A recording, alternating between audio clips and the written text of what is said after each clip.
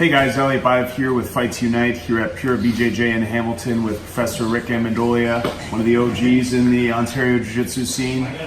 Rick, you've been doing Jiu-Jitsu for how long now? It started around like 98, 99. Okay, yeah, so a good 20 plus years. Yeah.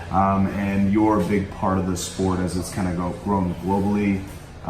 Tell us what you've seen in the local scene in your time in Jiu-Jitsu. A lot more people competing, a lot more gyms opening. The scene in Canada is booming. You know, it's really growing.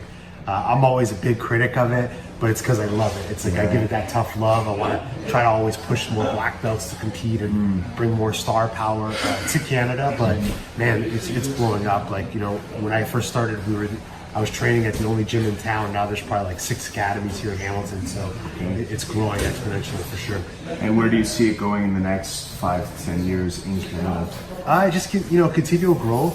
Hopefully, maybe some new leadership will kind of come into play to kind of help it take the next step. Not just grow in numbers of people at academies or at tournaments, but also get more recognition, maybe into the school boards, or have Canadian national team going to like really important tournaments like the Worlds or ADCC Worlds, stuff like that. So it's baby steps. We've come a long way, and I think it's only going to get better. Very cool. And how did you get kind of involved with? I know you do commentary for the Mundials and at Abu Dhabi. How did that all come together? So for commentary, I started doing some stuff here locally at the Fight Network.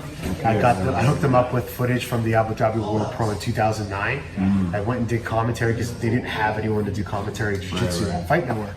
So I did that, and then kind of one thing led to another. I started doing some commentary for Grappler's Quest, and then eventually just more events started hiring me, and it just kind of snowballed. So now it's like a full-time profession for you. It's the commentating is not full-time, but I do it almost once a month worldwide. So it's a lot of time for sure. Yeah, very cool. Yeah. And you're actually the first, is that right? The first black belt under the Mendes brothers? Yeah.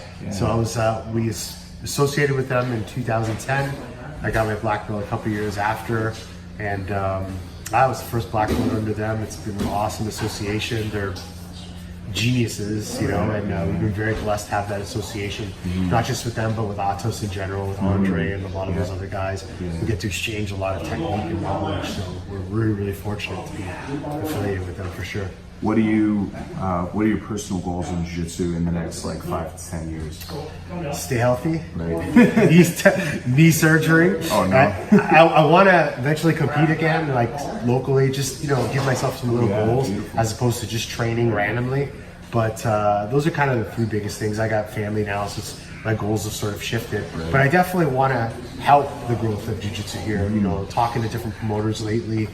Giving them my advice because I get to see all the best tournaments around the world, and just giving them some feedback. Some of the promoters are very open-minded, some of them not so much, but that's what I'm here for. Yeah, beautiful. Well, thank you for your time. Hopefully we'll get a chance to take a look at the technique in a few minutes, and let's do it. All right, thanks, Elliot. Thank you, appreciate it.